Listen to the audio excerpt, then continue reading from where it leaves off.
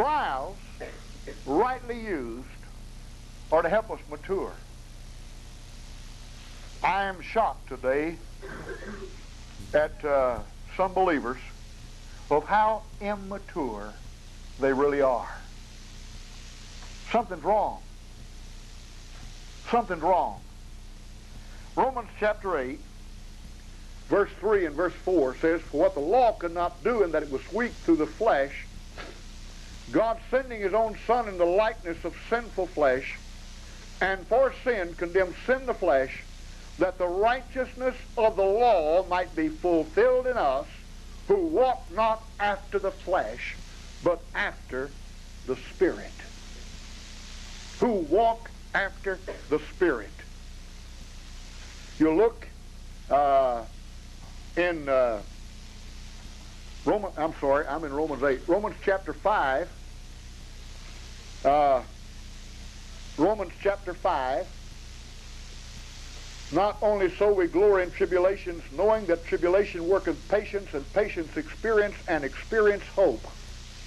And you can begin to trace out some words, and you'll see purpose, patience, endurance, preparation, perseverance, enablement, etc. That God will begin to work as he begins with patience.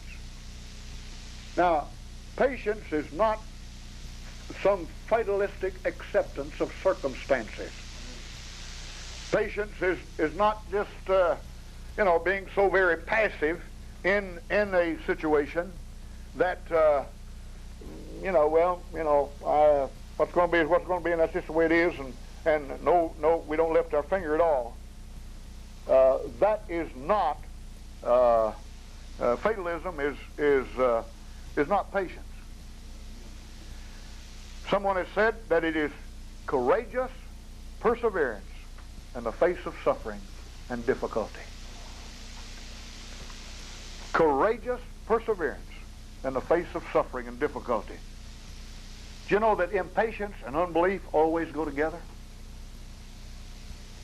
When people become impatient, when they can't wait on God, then you'll find doubt and unbelief go along as well.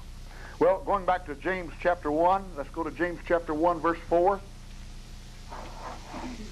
"Count it all joy, knowing, an understanding mind." Number 3, "Let patience have her perfect work." You see that? He says, let patience have her perfect work. The importance of a surrendered will. "Though he slay me, yet will I trust him." He's worthy. He's not going to do something that will be to my detriment.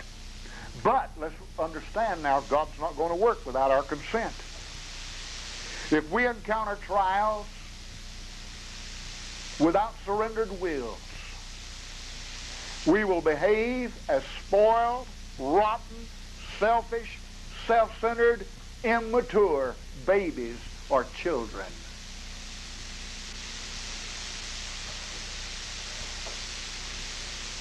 I am absolutely amazed. I can't get over it. I remember in Paraíso, in the Tzotzil tribe, 1983, 1984, I'd say 70% of those believers could not read nor write. And when that group of guerrillas came down on Paraíso 6 o'clock one morning, and they were given an ultimatum to become communists or else, and only 1 or 2 denied the Lord, the rest stood, and they saw them kill their animals, saw them burn their houses, take their land, and they walked off with just what they had on their back.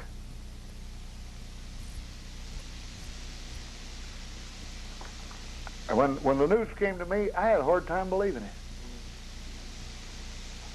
How could people who could not read nor write, where did such strength come from? How is it possible? I think they had a surrendered will. I think they had a surrendered will. James chapter 1, verse 5 and 6. If any of you lack wisdom, let him ask of God.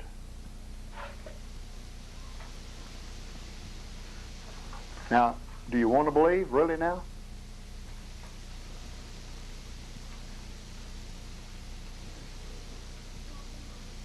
Well, why didn't he say ask for grace? Or why didn't he say ask for strength? Why did he say when you find yourself in some difficult circumstances to pray for wisdom? Somebody said that knowledge is the ability to take things apart. Wisdom is the ability to put them back together again. Wisdom is the right use of knowledge. We need wisdom so we'll not waste the opportunities that God gives for our good and for our growth and for His glory. God allows things to come to build us up. Satan allows things to come to tear us down. What will our reaction be? God's way or the way of the old nature?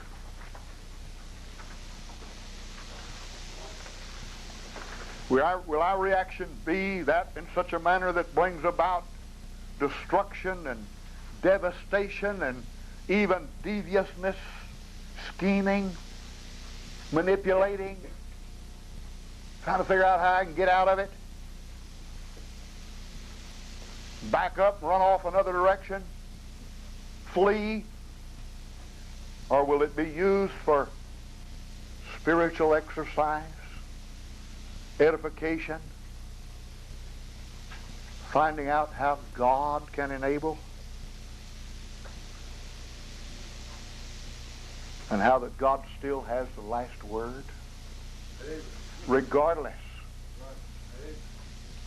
of what nations we've considered this week do, regardless of how it appears that wicked, evil men who have love for only themselves, not for their fellow man, no respect for human life,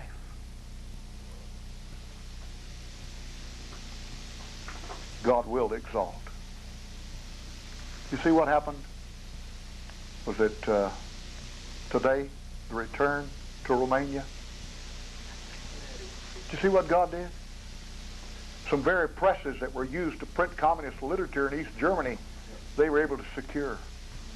The very place that the man was held in solitary confinement became a place to store Bibles. Well, in this book of James, you find three kinds of faith.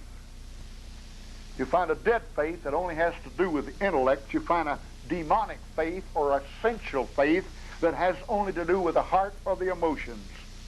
I want you to know we find in this book a dynamic faith, and that's when the will has been reached and touched. I wonder if we don't stop short a lot of times. Real faith will eventually be seen.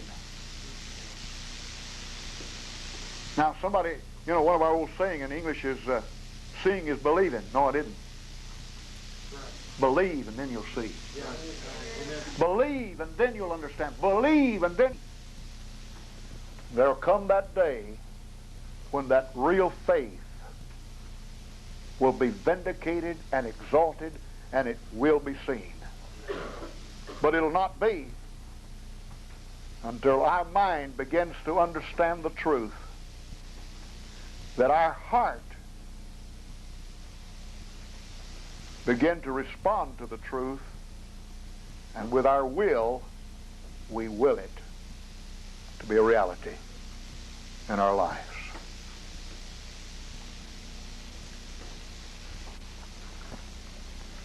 I want to ask we bow our heads.